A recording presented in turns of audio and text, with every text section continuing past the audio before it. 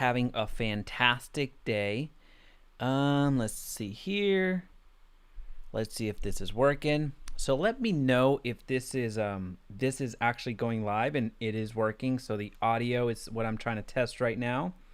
Here we go.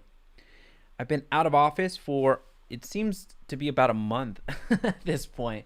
So any help that you can give me would be amazing when it comes to the audio. What we're doing today is we're looking at generating more real estate leads. So what we really want to do at this point is put a jump start in your lead generation, where some of you may be stagnant. Some of you may have run ads and have been unsuccessful in the past. You may be at a place where you feel that you've tapped out the potential in the amount of leads that you're generating.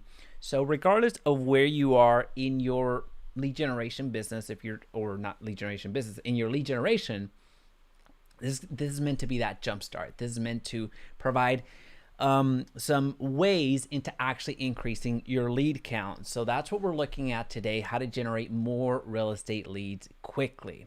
Now, when the strategies that we're going to cover today, there's 5 of them that we're going to go through today and we're going to expand upon.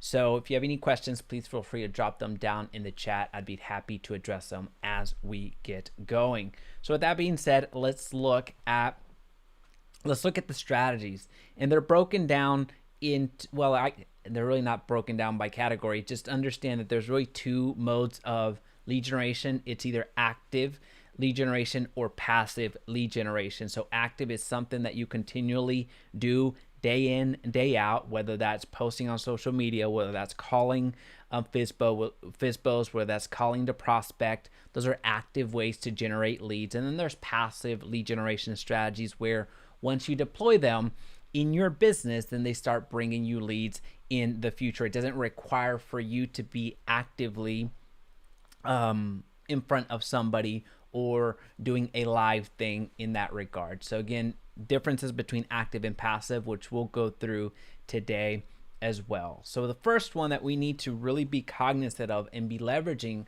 for the real estate business is posting on social media.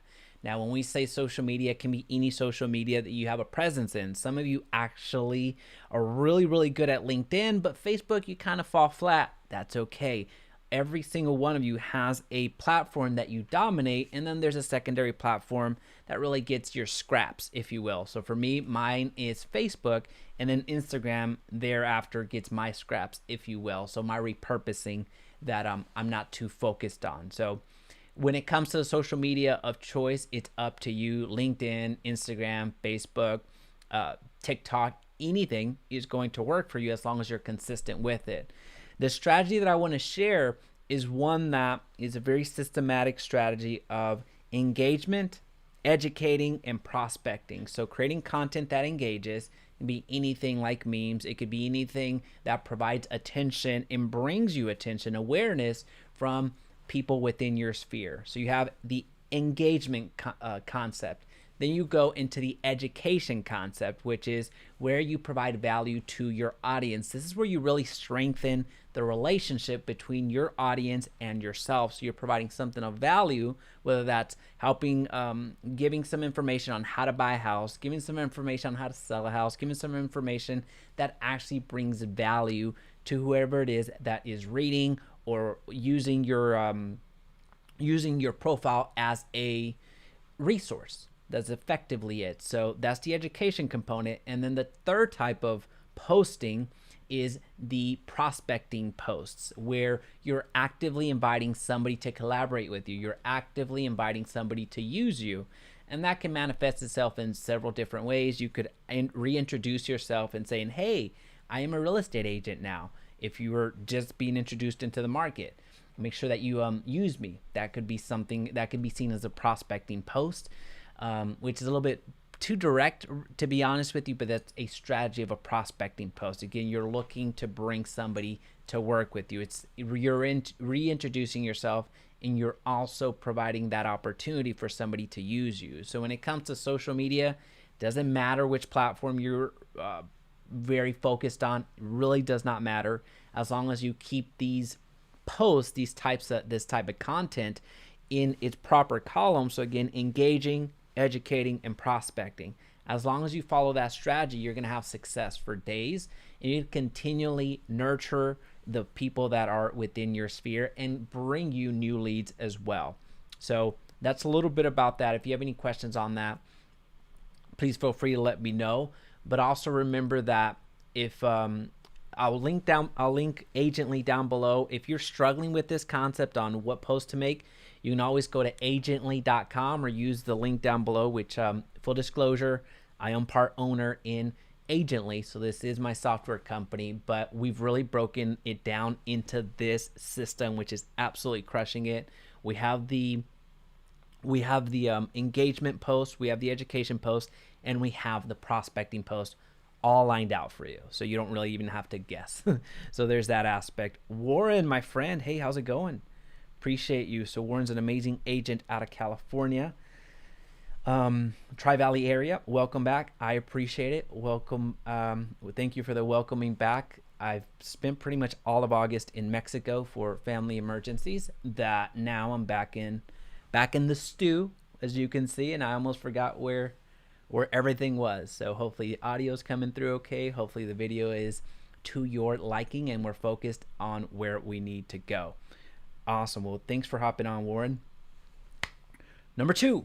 Strategy number two, asking for referrals. This is heavily underutilized right now. Regardless if you have a big clientele or a list of past clients or not, you can always ask for the referrals, whether somebody has used you or not. Now you have to ask in a different way, but an instant way to tap into another network, into somebody else's sphere, is to ask for that. So again, this works whether you've helped somebody buy or sell a home, so aka they're just your leads, and this also works from past clients. And really that's where a lot of us tap into, on past clients referrals. So reaching out to past clients and asking, hey, who do you know that I could help? That's one way of doing it. If you want the exact script on what we do when it comes to asking for this referral, then feel free to send us an email at admin@Jaime@Resendiz.com. Just put referral request on the subject header and we'll send it to you. But effectively it goes something like this. Hey, hope you're well. Listen, hey, let me try it again. Hey, hope you're well. Listen, every month I help 5 clients with their real estate goals, but this month I had 1 client fall through. Do you know anyone I can help? So if you want that, just send me an email or just rewatch this because I read it to you right on my notes here. That's a way to ask for referrals, and that's going to work for people that have used you in the past or just straight up leads, people that you have not helped yet. Now, of course, full disclosure, it is going to work more, so it's going to be more effective with folks that you have a relationship, that you probably helped buy, that you probably helped sell. But at the end of the day, it works with both sides. It works with people that are leads, so folks that you have not helped purchase, that you have not helped sell their house, but it also works with your past clients. So a simple way to activate people into being your disciples is simply ask for the referrals, asking somebody to help you out. People love to help other people out. Give them that opportunity. So oftentimes we help somebody, we get them into a home, and then we forget about them and then get frustrated. Title company with another agent because they sold or bought another house and you just failed to follow up. Now it happens to everybody. I'm not immune to this. So we certainly have learned the hard way, but referrals is really one of the best ways to activate somebody else's sphere of influence as our own. So we get our little street team together. We get our acquaintances as being our sales agents by proxy, by giving them that opportunity to drop our name. All right, so that's number 2. Again, we're looking at how to get more real estate leads, and we're trying to get them quickly. Now, with that being said, I do need to throw in a strategy that's more of a wealth building strategy. And when I say wealth building strategy, I'm not looking at the short term. I know the title says quickly, but I want to give you a little kind of like a midterm strategy versus kind of slightly into the long-term strategy. So this one, full disclosure, is not in the quick short-term strategy, but I want to give you a wealth building strategy, which is what I call those that take a little bit longer to materialize. And that is through HR departments and recruiters. So HR departments and recruiters, what I like about these professions is that typically they involve a real estate transaction at some point in time. So we know that with relocation, more specifically, that's handled in bigger companies through HR departments, where a company is hiring left and right and they're bringing in talent from all over the country into your neck of the woods. So you have an opportunity of forming a relationship with an HR manager, HR department, or recruiters that generally accompany that transaction or that act or that profession with a real estate transaction. So that allows you to have a one-to-one relationships with an HR manager that now they have access to multiple people. So effectively, it's a referral partner. Where Jan, what is up? Hey, Jaime from Lancaster County. I dig it. I dig it. So that strategy is one that I really haven't shared in this channel before. So a lot of the content that I share here is more of these strategies right here. I do full video build outs on every single strategy that I share. So if you would like to see a full video on this strategy on how to deploy it, please let me know in the comment section down below. I'd be happy to elaborate on it. But when we're looking at HR departments and we're looking at recruiters, again, the beauty of it is that they can now become our referral partners. It's not uncommon. We know what referral partners are, and that's generally what loan officers use us for. They expect us to send them business. Title companies expect us to send them business, right? This is nothing new, but it's always that, not always, sometimes, let's just say sometimes, well, we don't feel the love back, right? We don't feel the love back from the title company. We don't feel the love back from from the loan side or lenders. We don't feel that love back from I was about to say investors, inspectors. So we don't feel that love back with some reciprocity on folks to work with. So this is a great way for you to actually turn it on its head and get some referral partners that will actually benefit your business in the bottom line, meaning that they're going to send you clients. So we know that HR departments come in all shapes and sizes. Generally, you're going to find them in larger or mid-sized companies, but there are HR departments out there. You actually want to shoot for the middle, more the mid-cap companies where there's generally the HR department is one person. It's not a multitude. It's not a staff. So that allows you to have that relationship. One of the questions that's going to come up is, well, how do I form that relationship? How do I form that partnership? Like anything that you do in life or anything that you see in this channel, we want to offer value first. So what does that look like? That looks like you reaching out to the HR department, and let's just call it the HR manager, and offering them a relocation guide that provides value to the HR manager. So the HR manager is just trying to survive, right? There's that complaint from Adam, from Becky, from Joe, from whatever, saying, hey, this person is doing X, Y, and Z to me. They have all of that pressure already. So you can provide value right out front for those people that they're importing into the city. And it's happening a lot. So I live right outside of Dallas-Fort Worth, or I guess technically it's called Dallas-Fort Worth. So there's a lot of major companies, mid-sized companies, and just companies altogether that are flocking here. So that gives us an opportunity to work with those companies as a referral partner for us. So when we form that relationship with that HR manager, we provide that relocation guide that actually brings value to that HR manager. You become that go-to person, as opposed to just reaching out cold and just saying, hey, I'm a real estate agent. Maybe you should consider using me for all of your relocation.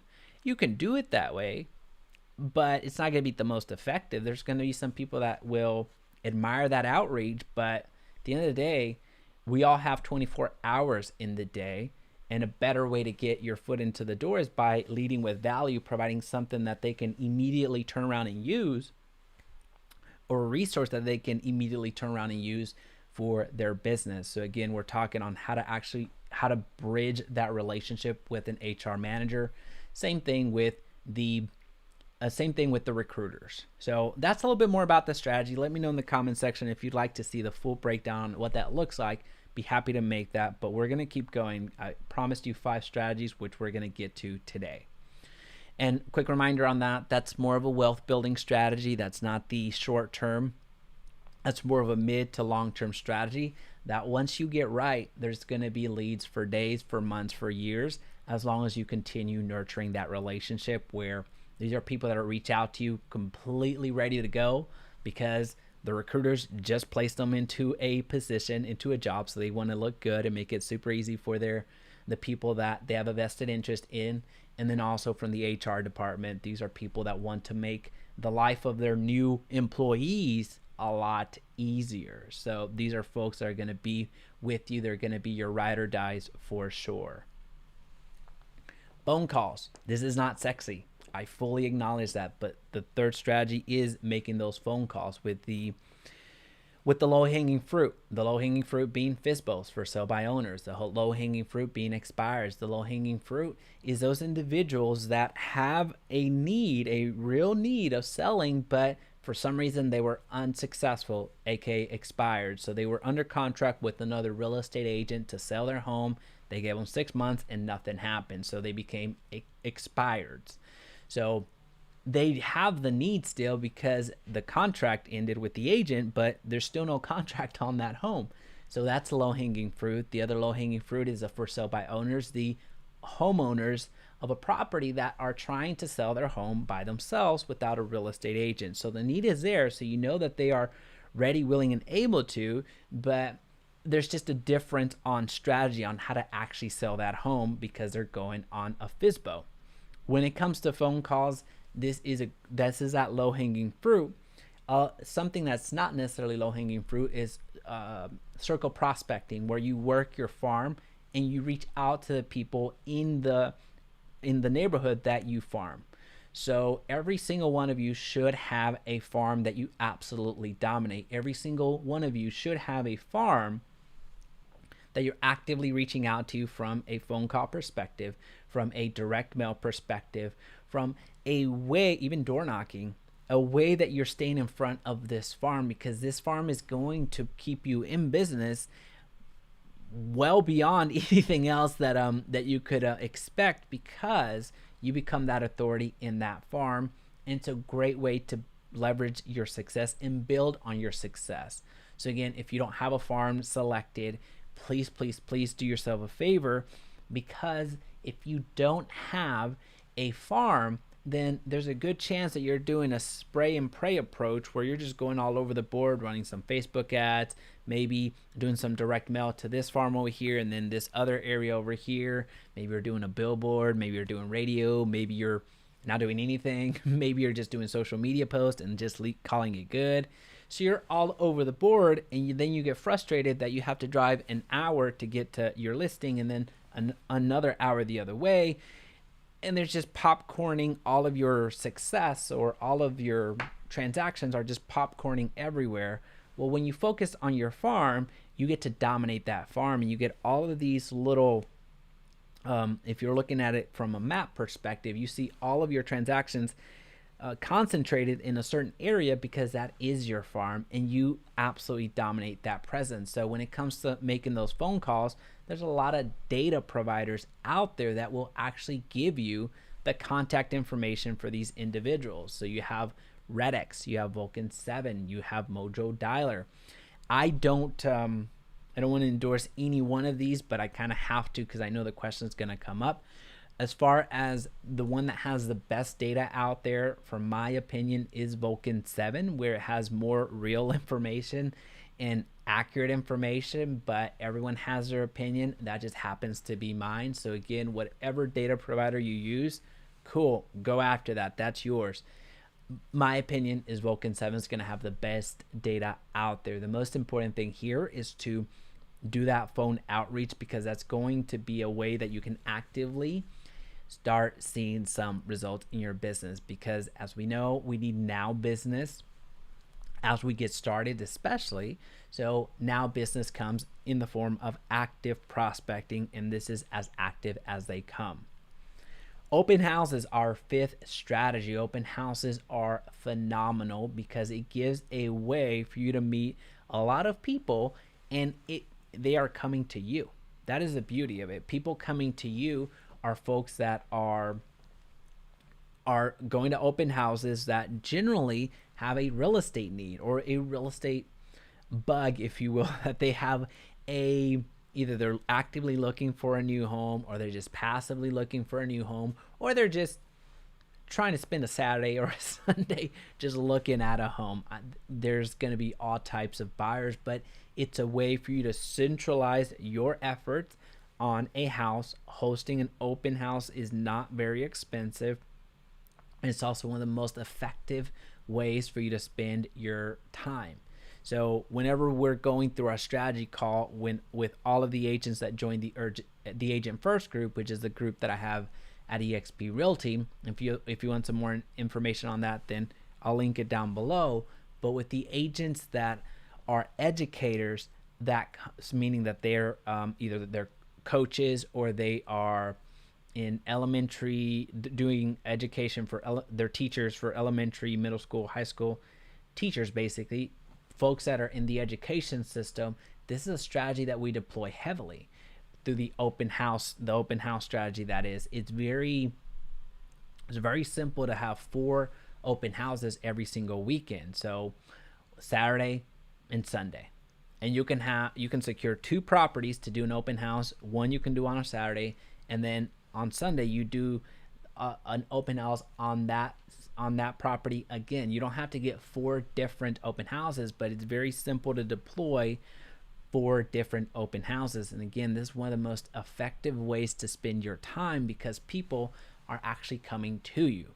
They are looking to buy a home or just have some additional questions about real estate. So you get people literally walking through your front door, or the homeowner's front door, but they get to speak with you. So as you're looking at ways to jumpstart your business, either you're just getting into real estate or you're trying to take it to that next level, I gave you a buffet of strategies that you can deploy in your business, so you don't have to continue guessing. I gave you a good mix of active versus passive. And also, these are, some of you may be really heavy on open houses, but really haven't considered another real estate lead generation strategy. So the HR department and recruiters, that's one that a lot of the folks, I'm going to guess, are not tapping into right now. So that's really why I dropped it, a wealth building strategy, right in between the list. So in quick summary,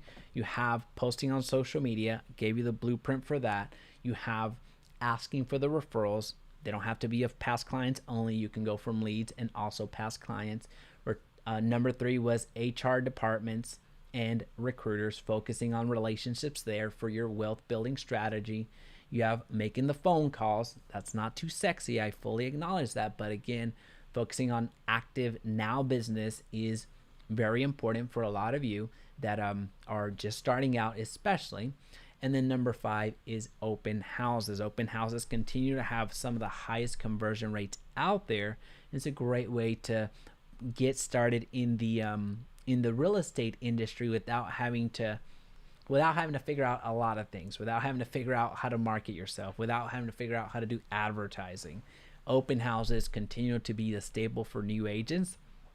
So I strongly encourage you to get started on those. If you have any questions on the strategies that we covered right now, or if you have any questions on anything real estate lead generation, please feel free to comment down below. The like button is going to help out this channel considerably, so be generous with that like button, because it's going to send out this message to the YouTube community. Thanks so much, and I'll talk to you soon.